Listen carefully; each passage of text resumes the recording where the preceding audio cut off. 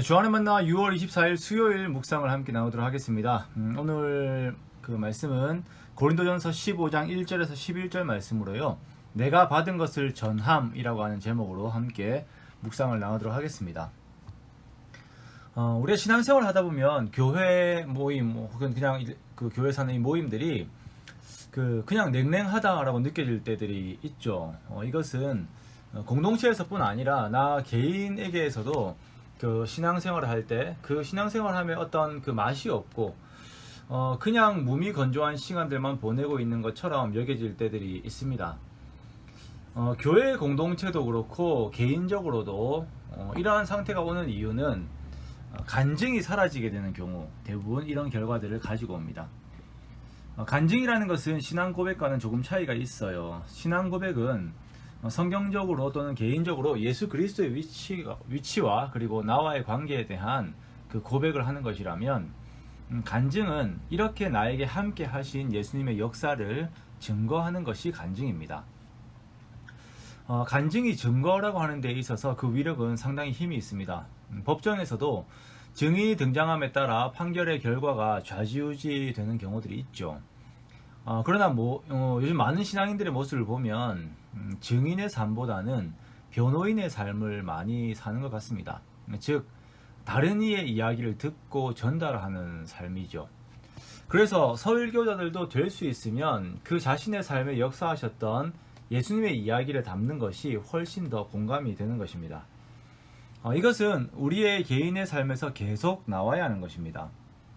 나에게 역사하셨던 예수님을 전하고 그것을 나누고 그 내용들로 함께 예수님의 영광을 드러내는 것, 교회에서 끊이지 않고 일어나야 하는 영적인 역사입니다. 오늘 본문 3절 말씀해 보면 바울이 전하고 있는 복음은 그가 어디서 듣고 온 것이 아니라 복음의 내용을 그의 삶에서 실제적으로 체험한 것을 이야기하는 거예요. 내가 받은 것, 즉 예수님께서 성경에서 예언하신 대로 죽으시고 다시 살아나셨다가 제자들과 500여 형제들에게 보이시고, 그리고 만삭되지 못하여 난 자 같은 바울에게도 그 모습을 보이셨어요. 예전에 제가 워크숍을 하면서 그 교재의 질문에 따라서 인도자가 저에게 물었던 적이 있습니다. 조 목사님, 예수님께서 부활하신 후에 하신 일이 무엇이지요? 이렇게 물으셨는데요. 그래서 그때 제가 대답했어요. 사람들 만나러 다니셨는데요. 이렇게 말했었는데, 순간 튀어나온 말이었지만 진짜 예수님은 부활하시고 난 뒤에 사람들을 만나러 다니셨어요. 제자들을 만나고 도마도 만나고 이 500여 형제들도 만나고 그렇게 40일이 지난 이후에 승천을 하셨습니다. 그런데 바울은 예수님이 승천하신 이후의 시간대에 예수님을 만나게 된 거거든요. 오순절 성령 사건이 있은 후에 복음이 막 전파될 때 그 복음을 전하는 그리스도인들을 핍박하다가 다메섹 도상에서 예수님을 만나게 됩니다.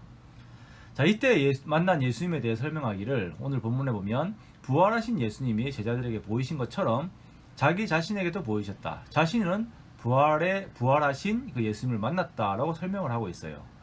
자, 이렇게 자신에게 직접 찾아오시고 자신의 삶을 변하게 하신 예수 그리스도를 그는 인생의 모든 것을 다 쏟아서 다른 사람들에게 전하고 있는 것입니다. 예수님을 핍박하는 삶을 살던 그에게 예수님이 찾아오셔서 예수님을 알게 하시고 새 사람이 되게 하신 이 은혜에 대하여 바울은 항상 감사하고 있습니다. 그가 그 자신에 대하여 표현하기를 8절에는 만삭되지 못하여 난 자 같은 자신, 9절에서는 사도 중에 가장 작은 자, 교회를 박해하였던 자이기 때문에 또한 사도라 칭함을 받기를 감당하지 못할 자 등으로 원래 자신의 상태를 항상 기억하면서 그와 대비되는 주님의 은혜를 또렷하게 기억하고 있는 것입니다. 그리고 그에게 주신 그 크신 은혜를 따라 그도 복음을 전하는 사명을 다하는데 10절에 보면 다른 사도들보다 더욱 수고하였다라고 고백을 하고 있어요. 이것은 그만큼이나 자신이 주님의 은혜를 갚기 위하여 최선을 다하는 삶을 살고 있었던 것입니다. 바울의 이러한 노력은 결실들을 맺고 고린도 교회가 세워지고 거기에서 성령의 역사가 활발하게 일어나는 결과들을 가지고 왔습니다. 우리 역시 이렇게 내가 받은 것을 전달하는 삶을 살아야 합니다. 바울에게 찾아오신 부활하신 예수님이 오늘날 나에게도 찾아오셨음을 기억하십시오. 그리고 예수님에 대해 그냥 죄인, 피조물이 아닌 반역자였던 우리들을 용서하시고 오히려 사랑하시고 하나님의 자녀 삼으심의 그 은혜를 항상 묵상하시기 바랍니다. 그리고 그 은혜와 사랑 또한 나의 삶에서 일어나는 주님의 사랑의 역사를 다른 사람들과 함께 계속적으로 나누는 그런 삶을 우리가 살아야 할 것입니다. 이렇게 했을 때 냉랭해진 교회가 따뜻하게 되고 활기가 있게 됩니다. 이것이 유일한 방법입니다. 나 자신을 높이려는 모든 시도들을 다 내려놓고 우리를 위하신 예수 그리스도의 은혜와 사랑만을 높일 때에 우리의 교회가 살아나는 것입니다. 10절에서 말씀하신 것처럼 내가 나 된 것은 다 하나님 은혜라 라고 말하는 이 고백과 이에 대한 삶이 서로에게 공유가 되어야 합니다. 이것은 때로는 자신감도 필요하고 또한 부지런함도 필요합니다. 그러나 반드시 해야 하는 일임에는 분명합니다. 누군가와 만날 때마다 다른 사람에 대해 말하는 것을 멈추고 나에게 행하신 주님의 일을 서로 나누어 보십시오. 그 시도로 우리의 삶에 또 다른 주님의 역사가 시작될 것입니다.